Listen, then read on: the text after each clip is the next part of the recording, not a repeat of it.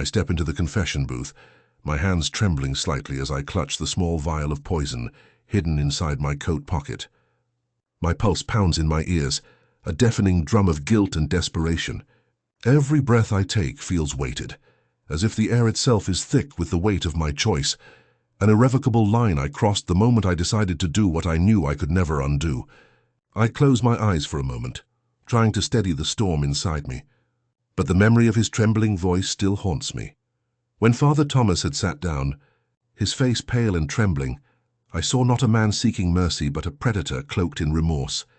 He had come to confess, yes, but I recognized the hunger behind his eyes, the same hunger that had devoured innocence for years. His words had poured out desperate and trembling. "Father, I've sinned terribly. I come seeking forgiveness." I nodded slowly, though my mind was racing, torn between my vows and a dark primal impulse. He believed he was here to absolve himself, but I saw through him the lies, the manipulations, the deep-seated sickness. I felt my hand trembling as I reached into my coat, fingers closing around the tiny glass vial. The cool touch of the poison inside felt like both a solution and a curse. I hesitated only for a moment, then whispered, "You seek forgiveness, but do you truly understand what that entails?" His eyes flickered with confusion and shame. "No," he admitted softly, voice cracking. "I don't, but I want to. I want to feel free of this burden." I looked at him, the man who had ruined so many lives, including the innocent children he had preyed upon. I saw in his eyes the same sick hunger I had seen in others, the same darkness I had tried to ignore for so long. Yet in that instant, I didn't see a broken man seeking redemption. I saw a predator trying to mask his guilt. My fingers tightened around the vial. A voice inside me screamed to stop, to let him go, to find some forgiveness of my own. But the shadows had already taken hold. I poured the poison into his wineglass, watching the liquid swirl with a sickening calm. "Drink," I commanded. My voice colder than I intended. He looked at me, hesitation flickering across his face, then took the glass tremblingly. The first sip, and I saw the brief flicker of confusion before the pain took over. His face contorted, a gasp escaping his lips, an animal caught in a trap. I clenched my fists, feeling a mixture of shame and relief. As he convulsed and clawed at his throat, I knew I had crossed a line that could never be undone. I had become both executioner and confessor, the judge of sins I could no longer bear to carry. Tears prickled at my eyes, but I fought them back. Knowing this was my punishment now, my haunted secret hidden behind the confessional door. In that moment, I felt the cold reality settle in. I had taken justice into my own hands, and in doing so, I had condemned myself to an eternity of guilt. The man before me was dying, and I was left standing there, a priest turned executioner, forever marked by the darkness I had chosen to embrace. As I sit in the dim silence of the confessional, the faint creak of the old wooden door signals his approach. My stomach clenches, a familiar, almost ritualistic dread that I have come to accept as part of this twisted dance. The anticipation makes my palms sweat beneath the folds of my robes, and I can feel my pulse hammering against my ribs like a convict, desperate for escape. The door swings open quietly, and I see him. Carlos Vargas. His face is taut with nervousness, a forced smile tugging at the corners of his mouth that doesn't quite reach his eyes. I recognize that look. He's hiding something, just as I always suspected. His eyes dart around the small space, then settle on me with an unsettling mix of guilt and calculation. I have been waiting for him all day, knowing he would come, knowing I'd have to face this moment again. He hesitates just a second too long before crossing the threshold. His hands tremble, whether from fear or something darker, I cannot tell. I keep my expression neutral, though inside my mind races with the memories, the guilt, the terrible knowledge of what I've done. He leans forward slightly, voice trembling as he begins his confession. "Father, I need forgiveness," he whispers, voice cracking under the weight of his shame. I listen, nodding silently, but my mind is elsewhere. I see through the veneer of remorse, the carefully crafted apology. I see beneath to the monster lurking inside, something I've come to recognize all too well. My fingers tighten around the small vial hidden deep within my robes, an unholy talisman I carry, a silent judge's gavel in my pocket. I've learned to listen carefully, to gauge the truth in their words, but tonight I am not here to judge words. I am here to judge actions. As he speaks, I recall the faces I've seen before, those who thought they could absolve their guilt with hollow prayers, only to reveal darker truths later. I remember the look in their eyes when I finally uncovered the depths of their depravity. And tonight, I see the same shadows lurking behind Carlos Vargas's eyes. He pauses, and I take that moment to act. My hand reaches subtly into my pocket, fingers closing around the small bottle. I feel the cold metal of the flask against my palm, a ritual I've performed more times than I care to admit. I have prepared this before his arrival, knowing that this moment might come, knowing that I would have to be the instrument of his final reckoning. I understand, I say quietly, voice steady but heavy with unspoken meaning. But some sins demand more than words. They demand consequences. My tone is deliberate, almost soothing, but beneath it I feel the tumult of my own guilt gnawing at me. I gently lift the glass of water before him, my hand trembling just slightly. Then, with a measured movement, I slip a tiny amount of the poison into the liquid. It's a secret pact between us now. Him seeking forgiveness and me delivering it in a form he might understand. I watch his face as he notices the change, a flicker of confusion crossing his features. He hesitates, then takes the glass, his trembling hands betraying him. As he raises it to his lips, I see a flicker of dread, but he drinks. The moment the poison takes hold, I see the shock ripple across his face, the realization that his sins have finally caught up with him. His eyes widen, and for a fleeting second I feel a strange mixture of satisfaction and emptiness. He gasps, clutching at his chest, trying to breathe, trying, perhaps, to deny what's happening. I stay silent, watching as life ebbs from him, feeling the weight of what I've just done settle like a stone in my chest. I am both judge and executioner tonight, caught in the web of my own making, unable to escape the darkness I've embraced. In that silence, I am assaulted by memories, images of the children, the silent screams I've tried to block out, the faces of those I've condemned. I wonder if this act will bring me peace or condemn me further. I know that as the life leaves his eyes, a part of me dies with him, and no absolution can undo what I've done. When he finally collapses, I kneel beside him, closing his eyes gently. My hand trembles as I reach for the holy water, sprinkling it over his lifeless body, an act of feigned mercy, a futile attempt at redemption. I stand, feeling the cold sweat of guilt cling to my skin, and I know that the secrets I keep are darker than any sin I have ever heard confessed. The church's silence wraps around me again, and I am left alone with my ghostly conscience. I can't escape it, I never will. The line I crossed that night is etched into my soul, a scar that will never fade. I am both priest and executioner now, forever marked by the darkness I chose to indulge. And as I return to my solitude, I realize that there is no redemption, only the hollow comfort of silenced screams, and the weight of a secret I will carry until the end of my days. As I watched Father Thomas clutch his chest, struggling for breath, my hands trembled uncontrollably. The room seemed to shrink around us, the heavy silence broken only by his ragged gasps. My mind spiraled into memories, vivid and relentless. I was transported back to my childhood. My sister, her innocent face marred by brutality that I could never forget, the screams echoing in my mind like ghosts. That night, her suffering ignited a fire within me, a relentless thirst for justice, a hunger that grew with every detail of her pain. I remember the rage, the helplessness, the helpless fury that consumed me, fueling my dark resolve. When Father Thomas began to speak, his voice trembling, I felt my hands tremble just as fiercely. I wanted to listen, to understand, but my thoughts refused. Instead, my mind flooded with images of my sister, her trembling body, her betrayed trust, and I saw the same darkness crackling beneath Thomas's facade. His words were hollow, a plea for forgiveness that I knew was insincere. I saw through his mask, recognized the same evil that had haunted my childhood, and my resolve shattered beneath that realization. I reached into my pocket without hesitation, my fingers closing around the small vial of poison I had carried for months. It was a calculated act, born from years of torment and suppressed rage. I knew I was crossing a line, a boundary from which there was no return, yet I felt no remorse, only a cold, burning necessity. As I slipped the poison into his glass, I wondered how long I'd been waiting for this moment, how much of myself I had sacrificed to reach it. Father Thomas's eyes widened as he took a sip, the poison taking hold almost immediately. The color drained from his face, and his limbs spasmed as he tried to speak, to plead, but only gurgles escaped his throat.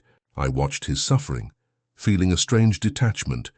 Part of me wanted it to be over, part of me relished the justice I had delivered. I had become both executioner and judge, my actions justified by the atrocities I could no longer bear to carry alone. As his body slackened and life left him, I felt a strange relief mingled with a deep, gnawing guilt. I was no stranger to guilt, yet this act felt different, more visceral, more personal. I hadn't just killed a man. I had severed a part of my conscience, sealed it away with poison and darkness.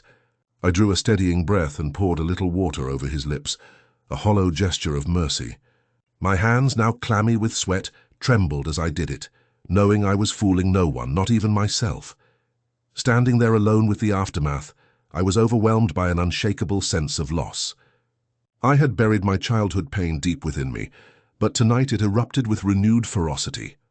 My sister's suffering had defined my every action, fueling my obsession with justice, with retribution. That trauma had forged my beliefs, twisting them into something unrecognizable, something deadly. The room's shadows lengthened as I retreated into myself, the weight of my secret pressing down harder than ever before. I knew this was only the beginning, that the darkness I had unleashed would follow me forever. I was both the man of the cloth and the harbinger of death, a paradox I couldn't reconcile. The line I crossed that night was not just blurred, it was obliterated, erased by the blood I had spilled and the memories I refused to forget. In that moment of silence, I felt a hollow victory. Redemption? There was none for me, only the emptiness of a soul scarred beyond repair.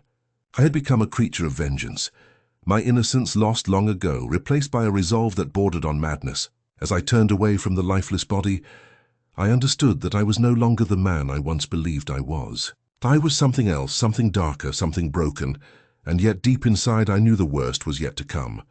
The guilt would linger, gnawing at my conscience, whispering that I had become the very monster I once despised. I would carry this burden to my grave, a silent, relentless reminder of the darkness I had embraced. I had taken a life to silence my past, to punish a man who embodied the evil I could no longer deny, yet I could not escape the fact that I had also become the embodiment of that evil. The shadows of my sins stretch endlessly before me, and I am painfully aware that there is no redemption left, only the hollow comfort of silence and the weight of a secret I will carry forever. The room was thick with a tense silence, only disturbed by the faint rustling of cloth as Carlos shifted slightly in his seat. His eyes, when they met mine, held a strange calm, an unsettling calm, as if he had already accepted his fate. I felt my hands tremble, not from doubt or fear, but from the weight of what I was about to do. Carlos looked at me with a strange serenity, as if he had prepared himself for this moment. "Father," he began, voice smooth and controlled, "I've come to seek forgiveness. I've carried this burden for so long, and I realize now that I cannot carry it anymore. I need to confess and be absolved." I listened, every fiber of my being alert to the eerie sincerity that coated his words. His confession sounded genuine, yet beneath it I sensed something else, something manipulative, a dark dance of shadows hiding behind his facade. I could see the flicker of guilt, yes, but also a hint of satisfaction, as if he had planned his confession meticulously. He paused, and I could feel my own resolve teetering, the temptation rising fiercely within me. My mind flashed to the vial of poison I kept concealed, a silent, deadly instrument I had prepared in moments of despair. The irony struck me bitterly. I was a man of faith entrusted to heal and forgive, yet I was on the verge of becoming the executioner of what little justice remained. Carlos's voice broke through my tumult of thoughts. "I am truly sorry for what I did. I know I have sinned beyond measure. I beg for your mercy, for your forgiveness." His words dripped with calculated sincerity, and I couldn't help but wonder how much of it was real, and how much was a carefully crafted act. In that suspended moment, I felt a strange, twisted temptation, an almost overwhelming urge to end his suffering, to silence him forever, to take control of my own torment by finally ending his. I pondered the poison in my pocket, the cold glass whispering promises of finality. I wrestled with the urge to strike a blow that would eliminate both his sins and my own guilt in one swift act. His voice softened, almost a whisper, as he added, "Please, Father, I accept whatever punishment you deem just. I understand that I deserve to pay for my sins, but I ask for mercy, just this once." His words felt like the last threads pulling me deeper into a darkness I'd fought so hard to resist. I saw the flicker of hope in his eyes, a fragile thing that could shatter with a single moment's decision. And in that instant I made a choice that would forever stain my soul. My hand trembled as I reached into my coat pocket, fingers closing around the cool, smooth surface of the vial. The poison was heavy in my palm, an extension of my own anguish, my own despair. I could feel the weight of each heartbeat pounding in my ears, a deafening drum urging me toward the abyss. I looked into his eyes one last time, seeing not the man seeking forgiveness, but the embodiment of every sin I couldn't forget, every atrocity I'd tried to bury under layers of prayer and penitence. With a steady, almost mechanical motion, I uncorked the vial, the faint scent of the toxin filling the air, and I poured it into his wine. His eyes widened for a fleeting moment, a flicker of surprise that quickly dissolved into a resigned calm. I knew I was crossing a line from which I could never return, but I was already past the point of redemption, lost in a labyrinth of my own making. As I handed him the glass, my voice cracked, not from weakness but from the weight of what I was about to do. "Drink, Carlos. Find your peace in whatever lies beyond this life." I watched him lift the glass, the poison slipping silently down his throat, and I felt a strange, hollow sense of justice, one that would never fully heal the wounds in my own soul. In that moment, I realized I had become both judge and executioner, the priest who had promised salvation and the executioner who had delivered death. The darkness I had fought so desperately to resist had claimed me entirely. The secret I now carried would be a burden I bore to my grave, a testament to the monstrosity I had embraced under the guise of mercy. And as I watched Carlos's final breath fade away, I felt a fleeting relief, an illusion of control, that was swiftly replaced by the gnawing guilt, the relentless whispering of my conscience. I was no longer just a man of faith. I was something else, something broken, something dark, something eternally condemned to carry this secret, buried deep within my forsaken soul. The room seemed to constrict around me, every breath more labored than the last. My chest heaved, not from exertion, but from the tumult raging inside my mind. I could feel the heavy, relentless pounding of my heart echoing in my ears, drowning out the faint hum of the church's bells outside. It was as if the walls themselves pressed inward, amplifying the chaos that tore through my conscience. Father Thomas knelt before me, his eyes filled with a strange mixture of penitence and desperation. I watched him, my gaze narrowing, trying to discern the layers beneath the facade. For a moment I saw not a man seeking forgiveness, but the shadows that lurked beneath. Guilt, shame, perhaps even something darker, I dared not fully acknowledge. His words, trembling and earnest, echoed in my ears. "Father, I seek your mercy. I am lost and I need absolution." I clenched my fists, the knuckles white, my nails digging into my palms as I fought against the trembling surge within me. Inside, a storm raged, an insidious whisper urging me to end this torment, to put an end to his suffering, to my own. The temptation was a slow, seductive seduction, creeping into my thoughts like tendrils of smoke, insidious and persistent. I had already crossed a threshold I could never undo. I knew it, yet the weight of it pressed down harder with each passing second. The vial in my hand felt like a relic, a symbol of the darkness I had willingly embraced. I had poured the poison into his wine, a deliberate act, knowing full well the line I was crossing, knowing the irreversible consequences. The act had been methodical, almost ritualistic, as if I needed to convince myself that this was justice, justice for his sins, for his crimes, for the monster I believed him to be. My mind flashed back to the moments before I laced his drink. I remember the cold, calculating stare I must have worn, the fleeting flicker of doubt that tried to pierce my resolve, quickly smothered by the weight of my own despair. I had convinced myself that this was mercy, a mercy I desperately wanted to believe in, even as it devoured what remained of my faith. And then, as he raised the glass, his trembling hand unsteady, my eyes locked onto his. I saw the chaos behind those eyes, the silent screams of a soul desperate for salvation, or perhaps just release. He drank, and I felt the strange, hollow sense of closure, an illusion of control, a twisted form of justice. Yet beneath that veneer, a dark, unshakable guilt clawed at me, relentless and unforgiving. My breathing grew ragged, each inhale sharp and shallow, as if I could suffocate the suffocating burden within me. The internal turmoil crystallized into a visceral struggle between the remnants of my faith, the vows I had sworn, and the monstrous impulse I had unleashed. I clutched my chest, as if that alone could contain the tempest, but it was futile. The storm was inside, swirling, twisting, threatening to tear me apart from the inside out. I wanted to scream at the universe, at myself, at the unyielding darkness that had taken root deep within my soul. A part of me longed for forgiveness, a desperate plea to be absolved of this heinous act. Yet another darker part reveled in the chaos, embracing the chaos, feeling an almost perverse sense of relief in knowing I had done what I believed was necessary. The whispers in my mind grew louder, echoing with every heartbeat, reminding me of my fall from grace, of the line I had crossed, and of the consequences I would carry forever. I knew I could no longer claim innocence, no matter how much I yearned for redemption.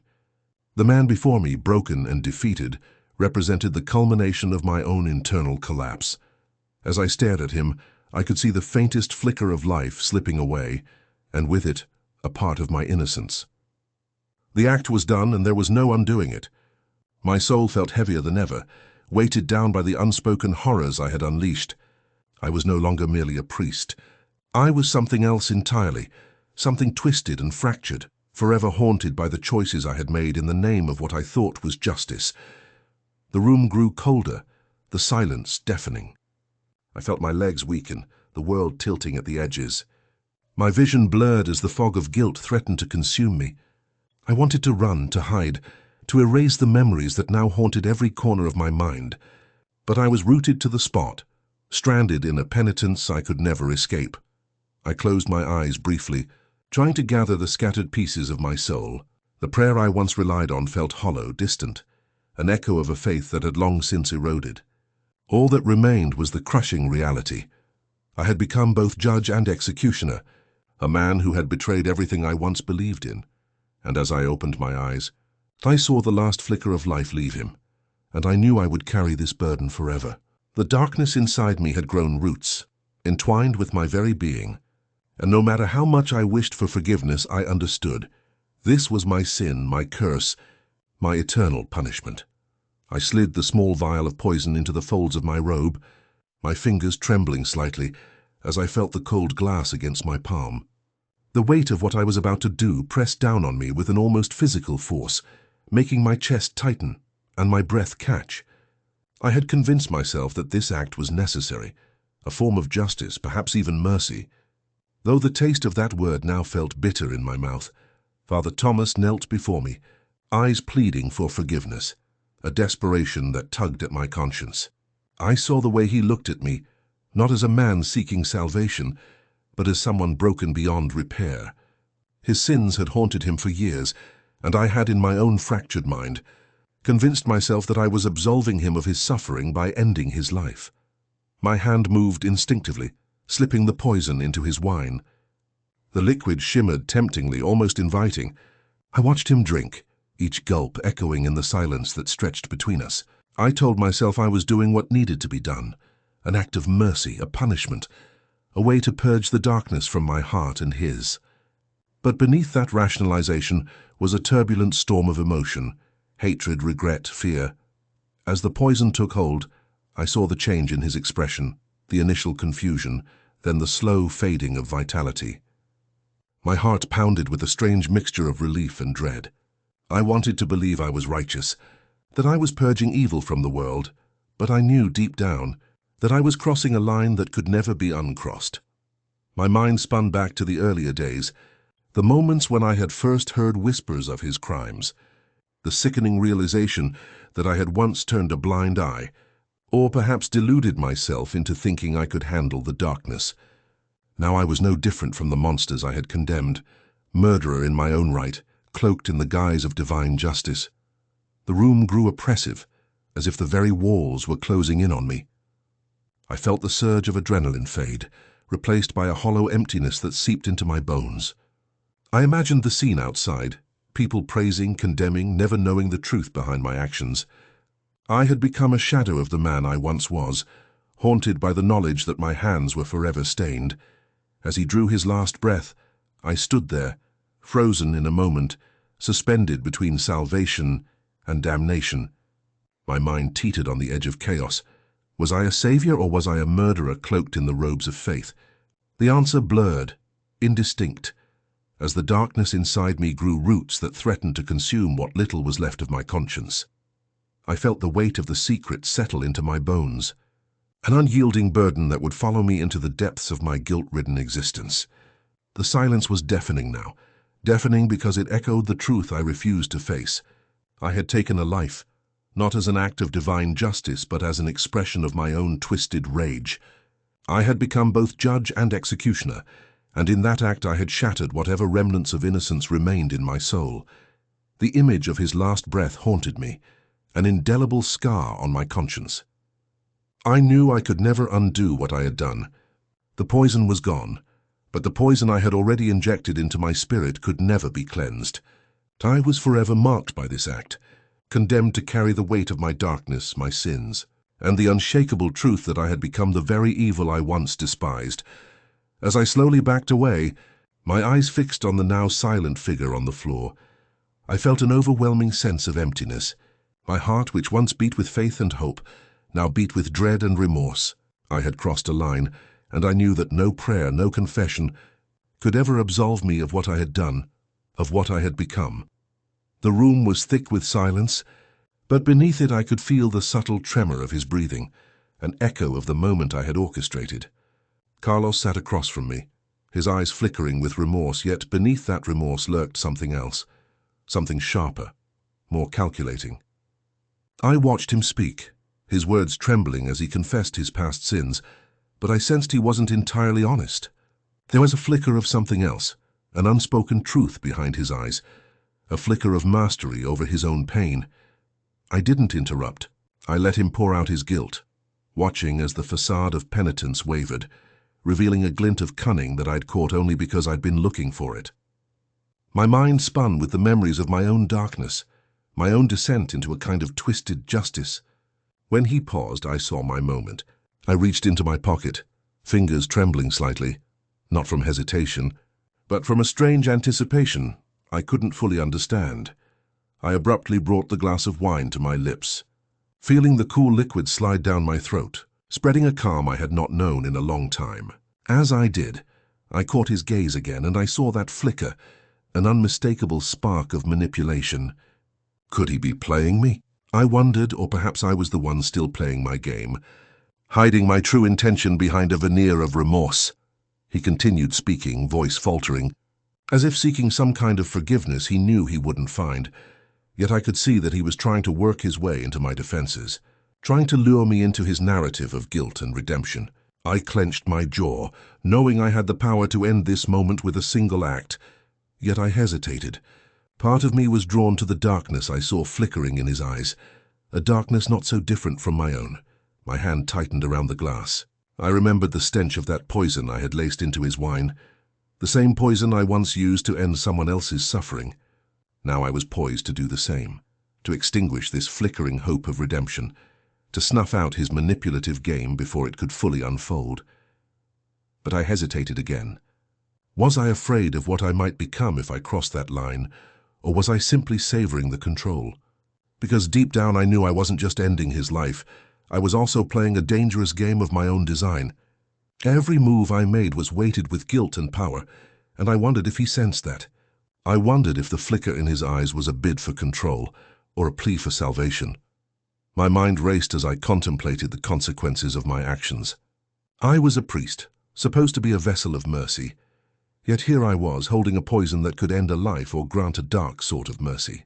The line between salvation and damnation blurred further, and I felt myself teetering on the precipice, unsure if I was the executioner, the judge, or perhaps both. In that charged silence, I saw a subtle smile curl at the corner of his mouth, an almost imperceptible gesture that sent a shiver down my spine. Was it a sign of resignation, or a sign that he still had something left to play? My fingers trembled as I looked at the glass, realizing that this wasn't just about ending his suffering. It was about controlling the narrative, about feeding my own darkness while cloaked in the guise of piety. I took a slow breath, the poison finally settling in my mind, the same poison I had once used in a moment of despair. But now I questioned whether I was truly the one in control or merely a puppet dancing to my own haunted tune. Every choice I made from this point would define me not just as a priest, but as a man who had crossed the boundaries of morality, who had tasted the forbidden fruit of vengeance.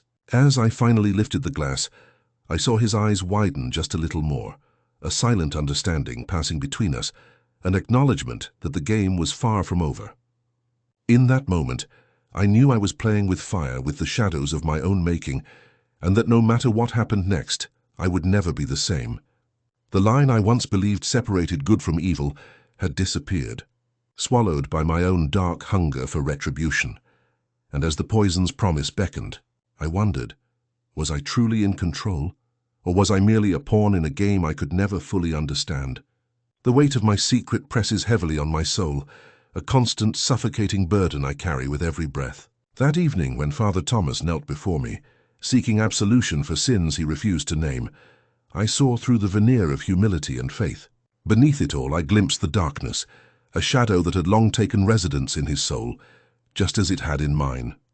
I felt my resolve waver, then shatter like glass falling into 1,000 irreparable pieces. My hands trembled as I reached for the vial of poison I had prepared earlier, my fingers slightly trembling, betraying my calm exterior. I knew what I was about to do, and yet I hesitated for a fleeting moment, an instant where conscience and obsession clashed. The temptation was overwhelming, a siren call whispering that justice, true justice, required no further delay. I had already crossed the line, stepping into a realm where morality blurred, and the boundary between healer and executioner dissolved. With a decisive motion, I poured a few drops into his chalice, the liquid shimmering ominously in the dim candlelight. The act itself felt surreal, like I was watching someone else's hand commit a crime I could neither undo nor deny. I watched as Father Thomas took the cup, offering a humble thank you to the heavens, unaware of the sinister intent behind my gesture. I wanted to scream at him, to tell him I was playing God, but silence was my only response. Instead, I merely watched, my heart pounding with a mixture of guilt, anticipation, and a dark sense of satisfaction. When he lifted the chalice to his lips, I could almost feel the poison coursing through his veins, an invisible blade piercing his peace. His first sip was slow, deliberate, and I held my breath, waiting for the inevitable. As his face contorted in pain, I felt a strange mix of relief and horror. Relief because I believed I had delivered justice. Horror because I had become the very thing I despised, a murderer cloaked in religious robes. The moment of his gasp, the sudden ragged intake of breath, marked the climax of my deed. His eyes widened, not in fear, but in a silent acknowledgement that something within him had finally shattered. My hands, which once trembled with doubt, now felt oddly steady, as though I had found my purpose in this act. I had taken his life, yes, but more than that. I had taken my own remaining innocence, sealing my fate in a darkness I could no longer escape. As he slumped forward, his body succumbing to the toxin, I felt a strange clarity emerge within me. I realized that this act of vengeance was not just about punishing a man for his sins, but about silencing the chaos that had rooted itself deep within my own conscience. I had justified my deed as justice, but beneath it all, I knew I was feeding a darker hunger, a hunger for retribution that no prayer could absolve. Now, staring at the empty chalice, I could feel the poison's lingering presence, not just in his blood, but in my mind, in my soul. I questioned whether I had truly gained control, or if I was merely a puppet, dancing to the tune of my own vengeful demons. The Church's teachings echoed faintly in my mind, but they were drowned out by the deafening roar of my own darkness. In that silent, haunted moment, I realized that I had become an executioner, not just in body, but in spirit. The line I once believed segregated good from evil had dissolved, leaving only a blurred landscape of moral ambiguity, where I now roamed. The temptation to do more, to ensure there were no survivors to testify, lurked like a spectre in the back of my mind. But I knew deep down that the deed was done, and there was no turning back. The truth was I had always been teetering on the edge of this abyss. The act of poisoning him felt like a culmination, a final step into the darkness I had long denied. I had sought salvation in confession, but what I found instead was a mirror reflecting my own monstrous reflection. I was no longer just a priest. No, I was something else entirely, something far more dangerous. The silence stretched on, thick and oppressive. I could feel the weight of my choice pressing down on me, suffocating yet strangely liberating. I wondered if I would ever be free of this guilt, or if it would forever haunt me as an unshakable shadow. Perhaps in some twisted way, I had finally embraced my true self, the one I had hidden behind robes and prayers, now exposed in the cold, unflinching truth of my actions. And as I stepped away from the scene, my heart pounding with a mixture of relief and dread, I knew one thing for certain. I had crossed a line from which there was no return. The poison I had given him was also a poison seeping into my own soul. I had become both judge and executioner, and the echoes of that choice would reverberate within me for the rest of my days. The interior voice whispers to me, a persistent echo of the promise I made, to be a man of faith, to uphold the sanctity of my vows, to serve as a vessel of grace and redemption. Yet beneath that veneer, a darker urge simmers silently, threatening to burst forth at any moment.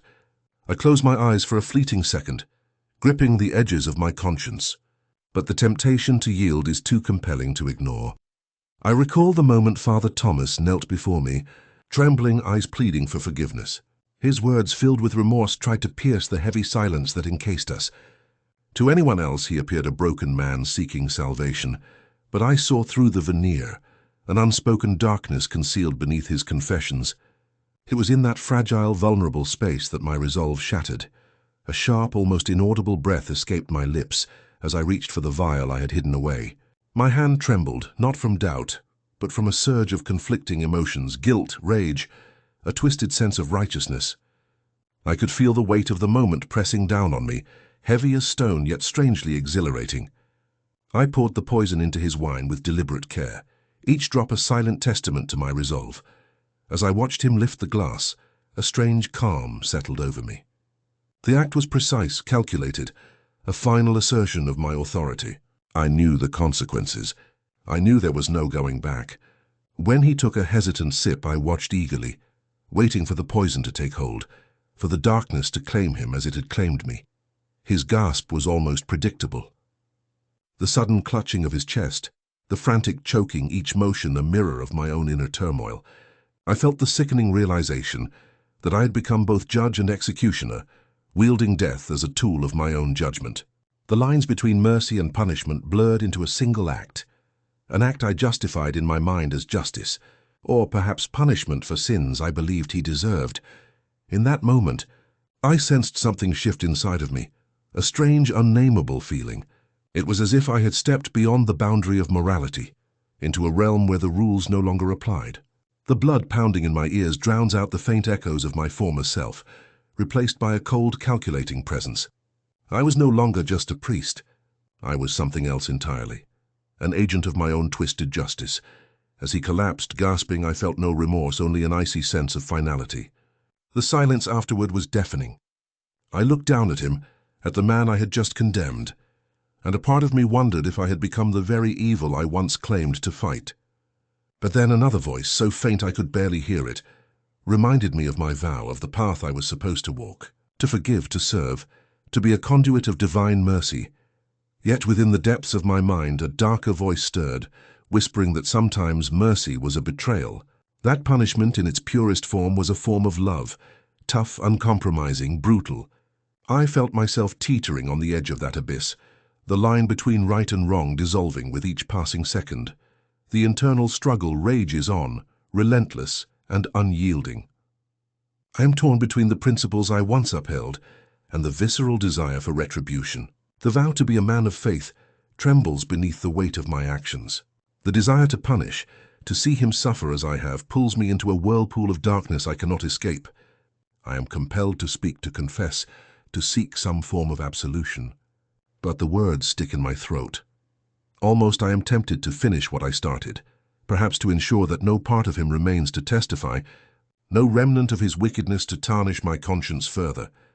The temptation is intoxicating, seductive. I can feel my resolve weakening, slipping through my fingers like sand. The line I crossed is now a chasm, vast and unbridgeable. The voice inside me, trembling with uncertainty, begs for clarity, for salvation.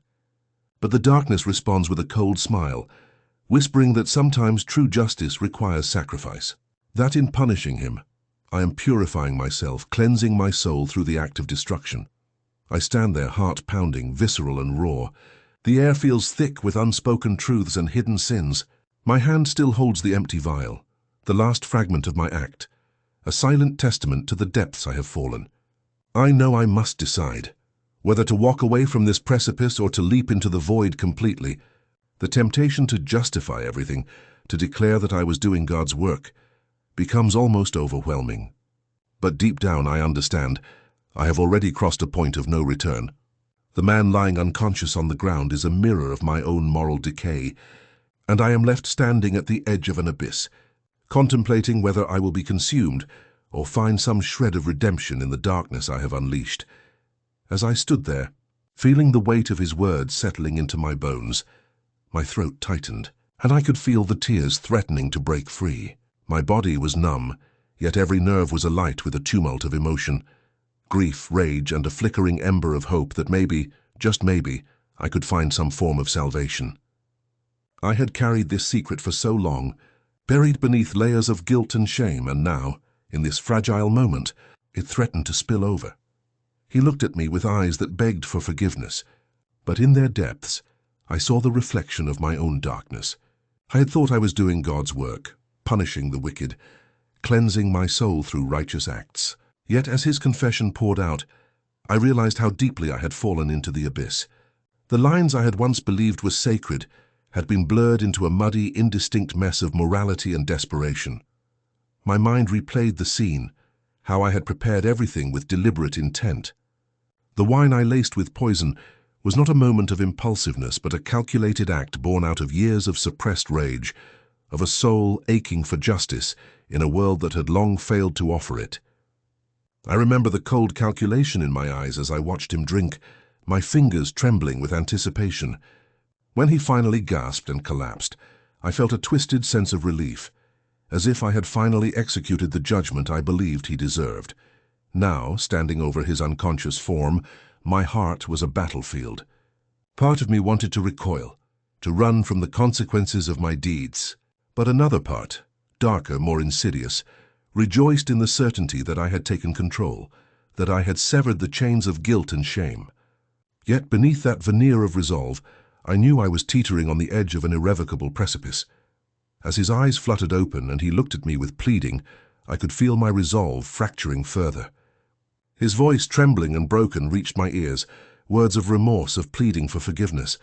It was then that my mind was flooded with memories of my own sins, the ones I had buried beneath layers of righteous anger and bitter resolve. I clenched my fists, fighting to keep the darkness at bay. A single tear escaped, tracing a cold line down my cheek. I watched it fall, mixing with the sweat on my skin, and I wondered if it was a sign of my humanity slipping away or a small spark of genuine remorse. I felt my heart break anew, torn between the satisfaction of justice and the horror of what I had become. Was I merely doing God's work, or was I becoming a monster cloaked in divine righteousness? The silence stretched between us, thick with unspoken truths. His trembling voice begged for mercy, for forgiveness, and I felt an almost unbearable urge to respond. But what could I say? That I had already condemned myself? That I was lost in a darkness from which there was no return? Or that I still clung to a fragile hope, a dying ember that somewhere beneath this veneer of sin, redemption might still be waiting? My mind raced to justify my actions, to convince myself that I had done what was necessary. I told myself that I had acted out of love, love for the innocent, love for justice. But deep inside I knew the truth. I had crossed a line, one that no amount of salvation could erase. I had become both the judge and the executioner, and now I was left to face the consequences. Whether eternal or mortal, I could not tell. Tears continued to flow, and I felt the weight of my confession crushing my spirit. The darkness inside me was no longer a distant shadow. It had become a part of me, woven into the fabric of my being. The man on the ground was a mirror of my own moral decay, a reflection of the abyss I had willingly entered. As I knelt beside him, my voice barely a whisper, I realized that I was at a crossroads. The choices I had made had irrevocably altered my soul, and I wondered if redemption was even possible anymore, or if perhaps I was destined to carry this burden forever, haunted by the memory of my actions, living with the silent knowledge that I had become both executioner and victim in a cycle of darkness I could never escape. In that moment, I understood that my confession was as much for myself as for him. I had to face the truth. I was no longer a man of faith, but a creature of shadows, and whether I would find salvation or be consumed by the darkness, I could only hope that the weight of my sins would someday be lifted, or that I would have the strength to carry them to whatever comes next. The weight of my secret presses heavily on my soul, an unyielding burden that transforms every breath into a silent struggle. I clutched the small vial of poison beneath my cassock, my fingers trembling slightly, not from fear but from the relentless chaos inside my mind. The memory of that moment replays endlessly, each detail etched into my consciousness with cruel clarity. Father Thomas kneeling before me, his face pale and desperate, seeking forgiveness, not for what I knew he deserved, but for what I had chosen to give him. I remember the way my heart pounded as I prepared the dose, the way my hands trembled with a mixture of resolve and remorse. I convinced myself that it was mercy, that I was punishing him for the innocent lives he shattered, for the darkness he had willingly embraced. Yet beneath the justification, I knew I was crossing a line, a boundary I could never undo. I had become both the judge and the executioner, an agent of a justice that blurred the lines between redemption and damnation. The moment I slipped the poison into his wine, I felt a shiver run down my spine. The act was swift, deliberate. I watched as he took a sip, his eyes searching mine for answers I could no longer provide. His gasp was almost imperceptible at first, a sudden hitch in his breath that escalated into a choking sound. I saw the moment his body tensed, then slackened, as life ebbed from him in a slow, agonizing fade. The silence afterward was deafening.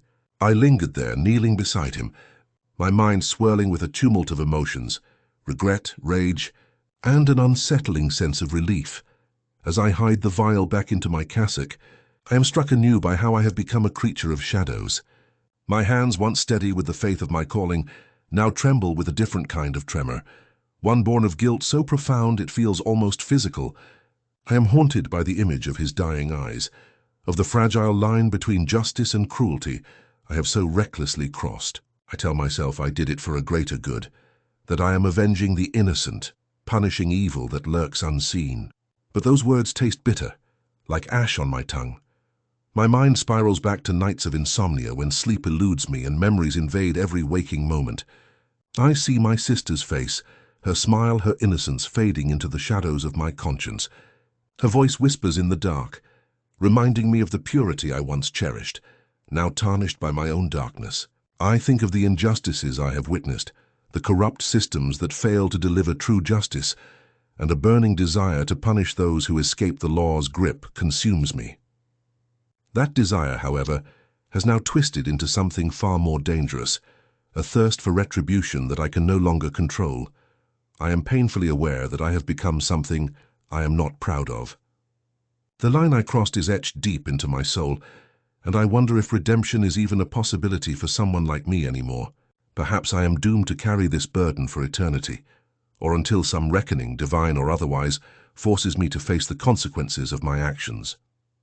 The guilt is a relentless spectre, whispering in my ear that I am no longer a man of faith, but a vessel of darkness, a fallen servant who has traded mercy for vengeance. Yet, amidst this chaos, I cling to a fragile hope, the hope that someday the weight of my sins might lift, that a sliver of light may pierce through the darkness I have created. Or perhaps I am destined to drown in it, to become lost forever in a labyrinth of my own making.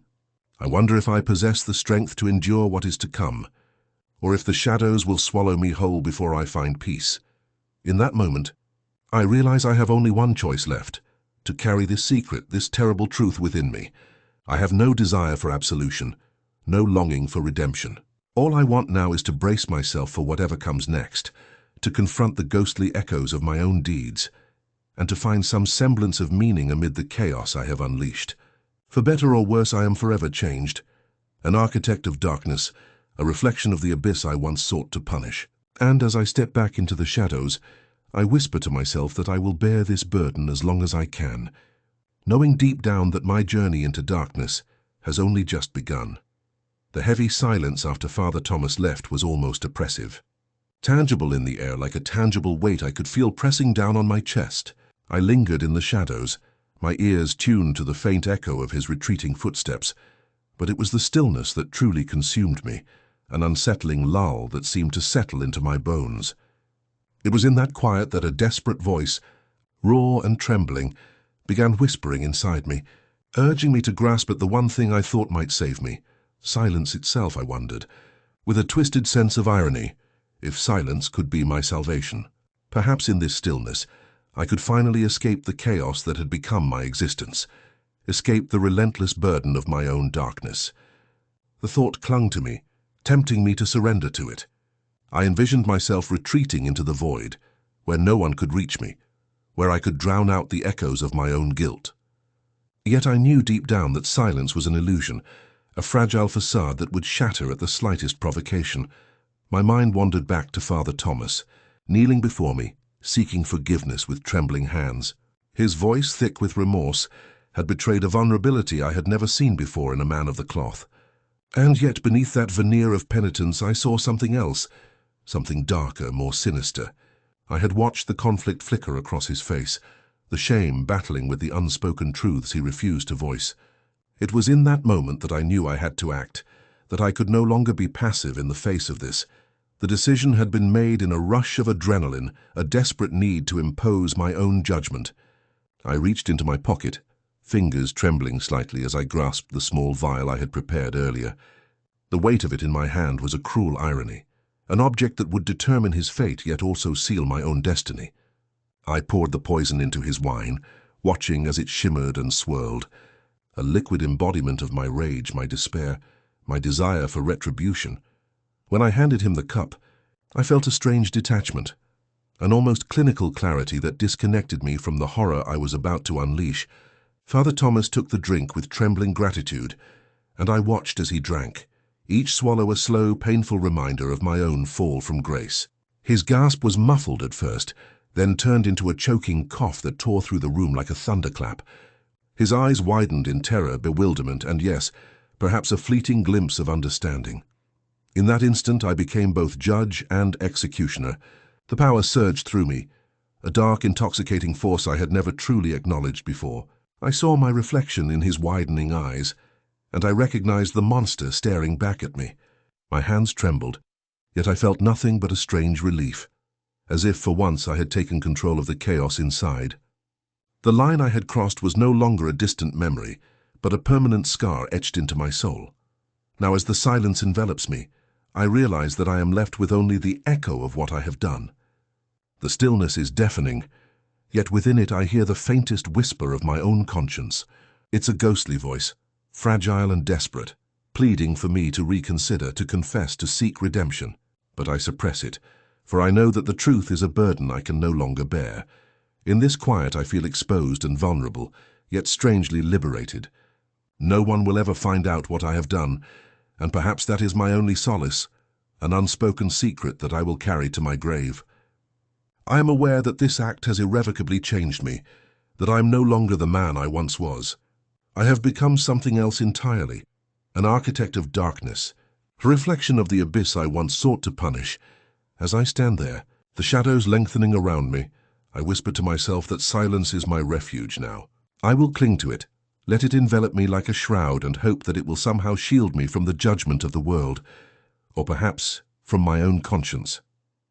I know in my depths that the darkness I have unleashed is not over. It has only just begun to consume what little light remains within me. And so I wait in the silence, contemplating what comes next, knowing that the path I have chosen leads only deeper into the shadows I have embraced.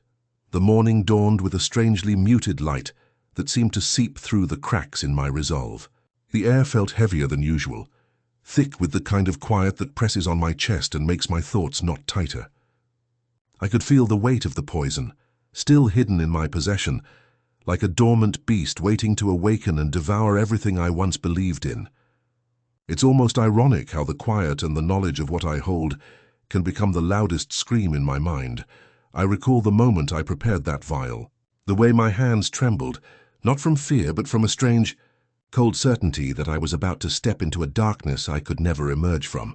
I poured the deadly substance into his wine, watching as the liquid shimmered with deadly promise. I did it without hesitation, knowing with sick clarity that I was crossing a line from which there was no return. The act was deliberate, precise, almost ritualistic, an execution of my own moral boundaries. Now, as I sit here in the stillness of my confessional chamber, the memory haunts me. I remember how he looked at me, desperate and broken, as he requested forgiveness for sins I thought he was only confessing. I saw through his facade, knew that beneath that veneer of repentance lay unspoken darkness, the kind I had grown familiar with. And in that moment I made my decision. I convinced myself that I was acting out of justice, that I was purging the evil that lurked within him.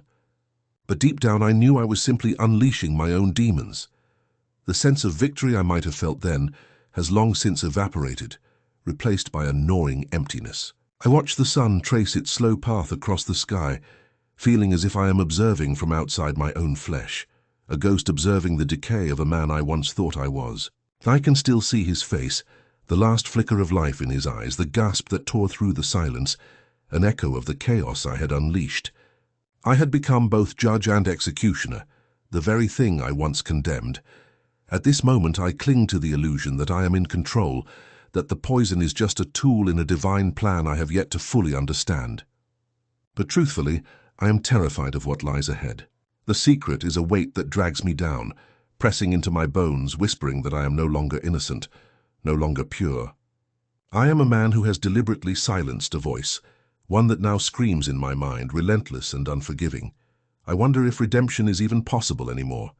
Perhaps I have sealed my fate the moment I chose to poison him. Every breath I take feels provisional, as if I am walking a precipice, teetering on the edge of an abyss that I can't see but feel with every fiber of my being. The silence that envelops me now is not peace. It is a prison, a reflection of the darkness I have willingly embraced. Sometimes I imagine I could confess, unburden myself, face the consequences of my actions, but the thought of revealing my secret makes my stomach churn. The truth would destroy what remains of my reputation, my faith, my sense of self. And yet, I am haunted by the possibility that someday, somehow, I will be forced to confront what I have done, perhaps by my own conscience, perhaps by some divine reckoning I am trying to deny. In the end, I know that the poison is still with me, hidden within my thoughts and fears. It's a silent predicate, waiting for the right moment to strike, to expose what I have become. I can't escape it. Not really. The darkness I've unleashed is now a part of me, woven into the fabric of my soul, a testament to my own capacity for destruction. I clutch at the fragile hope that I can somehow justify my actions, that I can find peace in the shadows I now inhabit. But deep down I understand that I am forever changed, forever scarred. And so I sit here in the quiet aftermath, contemplating the unthinkable, that I have sealed a part of myself in that poisoned glass, and now I am bound to carry its weight for eternity. My mind races with the possibilities, the what-ifs, the dark corridors of guilt I refuse to explore aloud. Yet beneath it all, I know that the true horror lies in the silence, waiting, persistent, unyielding, and that I am forever imprisoned within it. The doubt gnaws at me like a relentless predator, claws digging into the fragile fabric of my conscience. As I picture Carlos convulsing on the cold stone floor, I feel an icy shiver crawl down my spine. His suffering is a mirror of the chaos I've become entangled in, a chaos I can no longer disentangle myself from. I see his face distorted in agony, yet beneath that, I catch a fleeting glimpse of my own reflection, twisted and unrecognizable. I try to cling to the memory of my sister, her face emerging from the shadows of my mind, pleading silently for justice. Her eyes, full of innocence and trust, pierce through the fog of my remorse. I hear her voice, soft yet accusing, calling out to me from the depths of that distant, painful past. I wonder if she understands the depths of my darkness, if she ever suspected what lurked beneath my facade of piety and calm. The scene plays again and again in my mind. Father Thomas kneeling before me, trembling, seeking absolution as he poured his sins into that cup of wine I so carefully prepared. My hands trembled too, not from fear, but from a cold, calculated resolve. I watched him take that first sip, knowing it would be his undoing, knowing I was crossing a line from which there is no return. That moment, so precise, so deliberate, sealed my fate. I saw the poison take effect almost instantaneously, his face contorting in pain, gasping for air, clutching his throat as if trying to hold on to some last shred of dignity. In that instant, I understood I was no longer merely a priest seeking redemption. I had become judge, executioner, and executioner's accomplice all at once. The act was meticulously planned, but the aftermath, was a whirlpool of doubt and despair. I felt a strange numbness settle over me, a lullaby of remorse that muted the screams of my conscience. I told myself I did it for justice, for retribution, for the innocent children Carlos had hurt. But deep inside I knew the truth was darker, more complex, perhaps even more terrifying than I dare admit. My mind races with questions I cannot answer. Was his suffering enough? Did I do enough to punish him? Or was I merely feeding my own twisted need for control, disguising my guilt behind an act of righteous cruelty? Every time I close my eyes, I see Carlos's face twisted in agony, his eyes pleading for mercy I refuse to grant. That image haunts me with relentless persistence. I am haunted by the knowledge that I have taken a life, an act I justified in my mind, yet one that now stains my soul with a permanent, corrosive darkness. And then there is her face. My sister's face, innocent and pure, calling out for justice, for the truth to be uncovered. I see her, her eyes wide with horror, her voice trembling as she demanded answers I could never give. I remember her standing there, her small hands clenched into fists, her voice echoing in my ears. Why? Why did you do it? The question lingers unspoken but deafening. Did I choose to silence her voice as I silenced Carlos? Did I bury her questions along with my conscience? I cannot escape the feeling that, in some cruel twist of fate, I have condemned them both. One with my hand, the other with my silence. The weight is unbearable now. It presses down on my chest, squeezing the breath from my lungs. I am caught between two worlds, the one I pretend to inhabit, filled with prayers and penance, and the other darker, where my true self resides, cloaked in guilt and shame. Sometimes I wonder if I will ever find redemption, or if the act I committed has irrevocably tainted my soul beyond salvation. I clutch at fleeting hopes that perhaps someday I will confess, that I will face the consequences of my actions head-on. But each time I entertain that thought, I am met with a wall of fear, a wall of denial that screams, no, not yet. Not now. Still the doubt persists, growing stronger with each passing moment. I try to rationalize, to convince myself that I did what I did for the greater good, that justice requires sacrifice. But beneath that veneer of justification, I know the truth is far more sinister. I'm a man haunted by the ghosts of my deeds, unable to escape their grasp. The poison I used still lingers, not just in Carlos's veins, but within my mind, my conscience, my very being. And so I sit here in the darkness I have cultivated, contemplating my own reflection, twisted, broken, permanently scarred. The silence is deafening, yet it screams louder than any voice could. I am imprisoned in this self-made hell, a place where doubt and guilt intertwine like serpents, forever wrapping around my heart. I know I am destined to carry this burden, this secret of murder, until the end of my days. The thought terrifies me, yet I accept it, knowing that to deny it would be to deny my very existence. In the depths of my soul, I wonder if I will ever find peace, or if this darkness will consume me entirely, leaving nothing behind but the echoes of a man who once believed he could justify his sins. The question remains unanswered, a silent ghost that haunts every moment, every breath I take. And I realize with a bitter clarity that I am forever lost in this labyrinth of guilt, an eternal prisoner locked behind the gates of my own making. The church was silent now, its shadows stretching long across the marble floors, swallowing every flicker of light that tried to penetrate the darkness. I stood alone in the nave, the weight of my secret pressing heavily on my chest, making each breath a labor, My hands trembled slightly as I reached for the chalice on the altar, the memory of Father Thomas's trembling form still vivid in my mind. His plea for forgiveness, so earnest and desperate, echoed in my ears. But I knew the truth. He was beyond redemption. Just as I was beyond salvation, the choice had been mine, crystal clear yet shrouded in a fog of moral turmoil. I had watched him stumble forward, weak and vulnerable, and in that moment I saw a crack in my resolve. My fingers curled around the vial of poison I had prepared days ago, an arsenal of darkness I had crafted in secret, hidden beneath the guise of sanctity. I whispered a silent prayer that this act would somehow be justified, that it would serve a greater purpose, that this dark deed could be redeemed by some twisted sense of justice. As I poured the poison into his wine, I felt an odd sense of calm descend upon me. The act was methodical, almost ritualistic. I examined the liquid, clear and deadly, and my mind flickered to the countless nights I had wrestled with my conscience, the sleepless hours spent convincing myself that the world needed this, that this was my divine duty. But beneath that veneer of justification, I recognized the primal urge for control, for vengeance, for unleashing the darkness I had long suppressed. Father Thomas's voice faltered as he drank, a tremor in his hands that betrayed a deeper fear.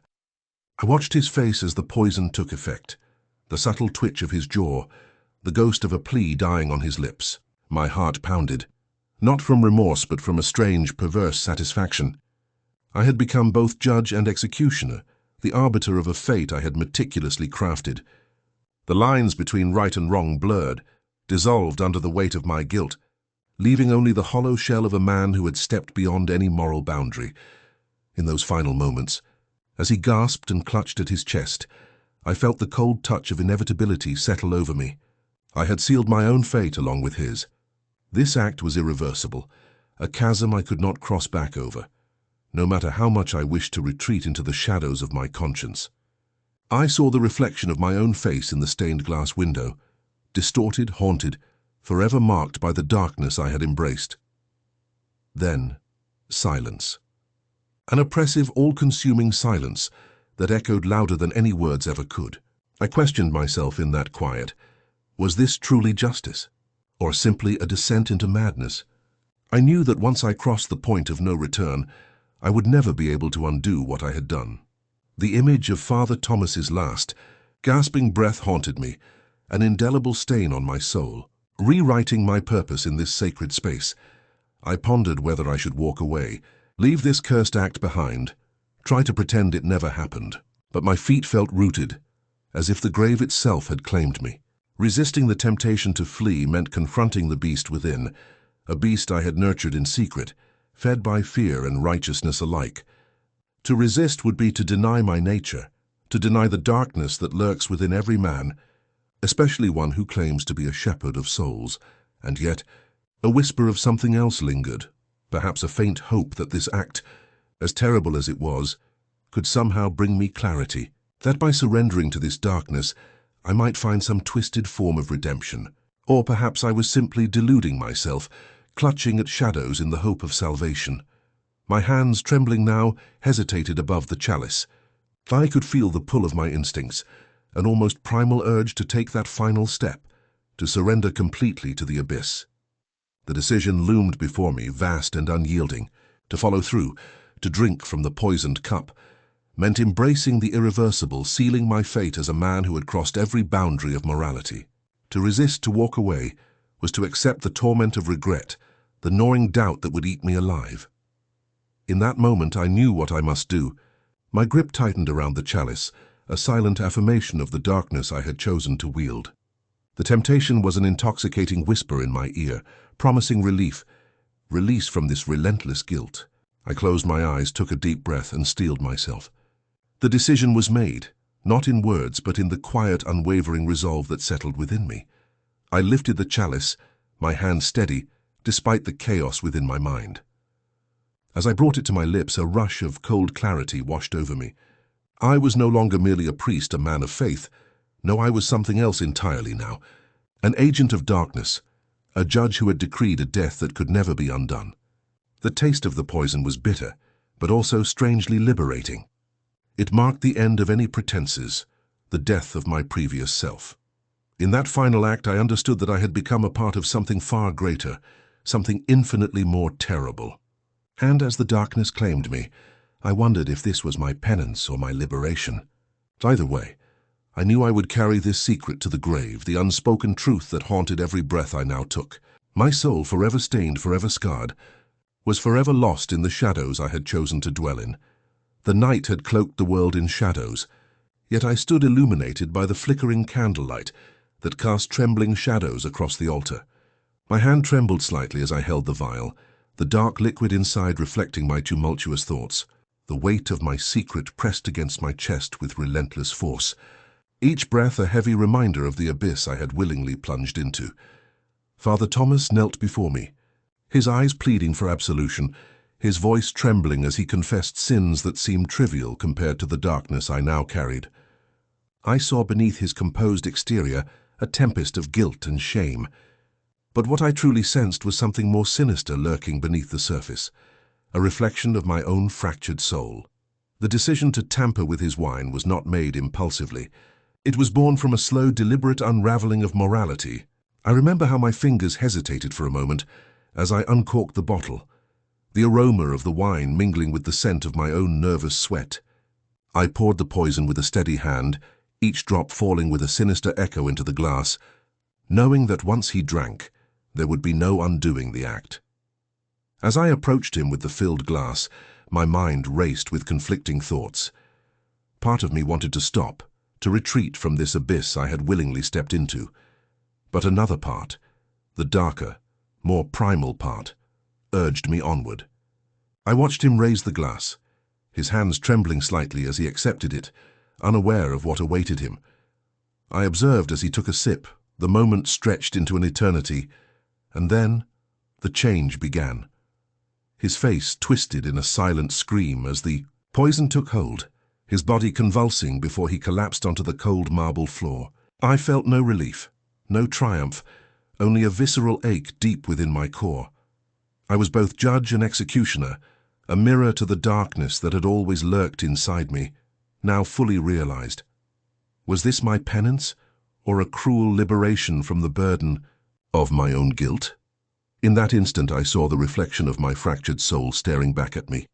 The act had sealed my fate, transforming me irreparably. I had crossed a line from which there was no return, and yet an eerie sense of clarity washed over me.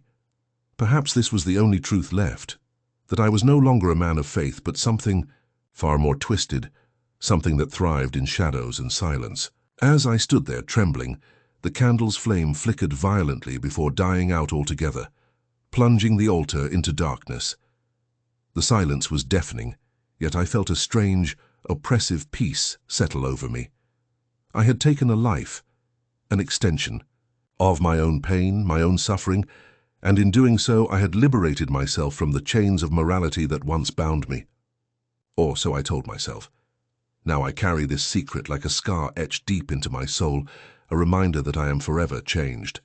The night will swallow my confessing words, but I know the darkness will remain, an unbreakable part of me, whispering that I am no longer bound by the light.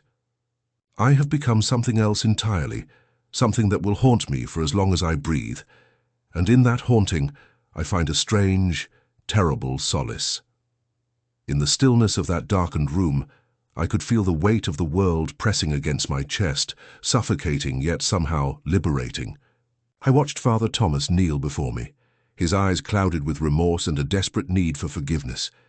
But I saw beyond the surface, an abyss of guilt he couldn't escape, just as I had once been trapped in my own.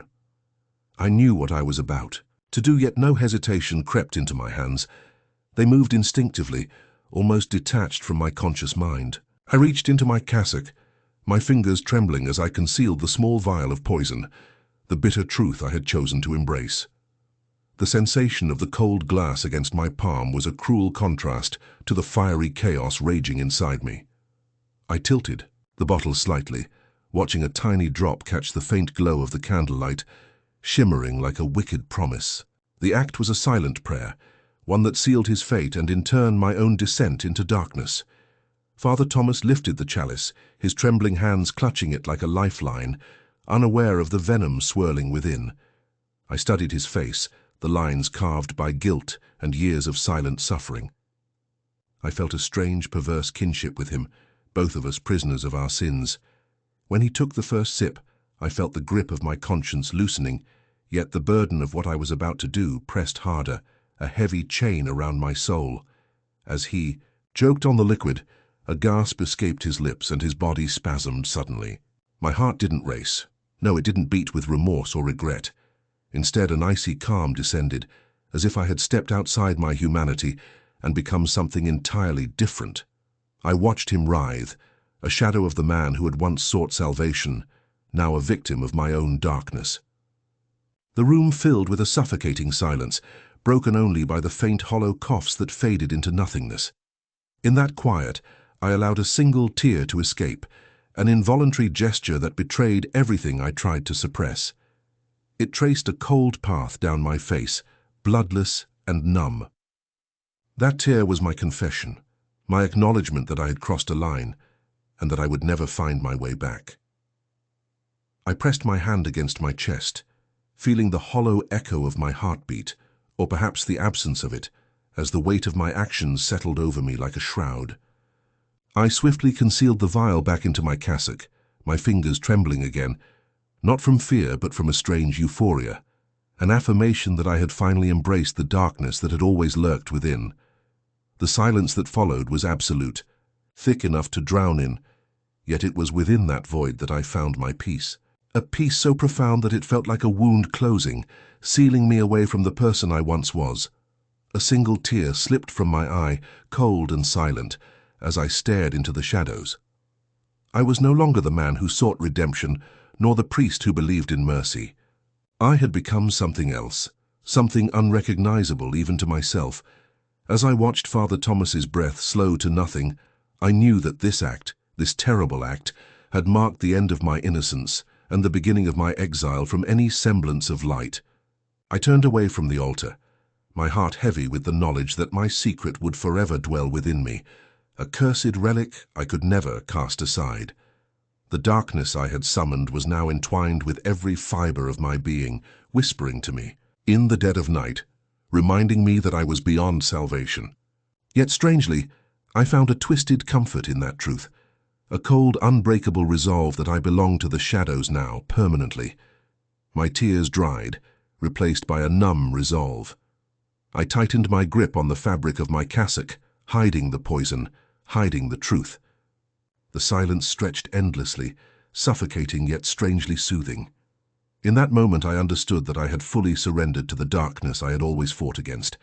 The weight of my secret pressed into my bones, and I knew that from this night forward I would carry this burden alone, silent, forever haunted and irrevocably changed.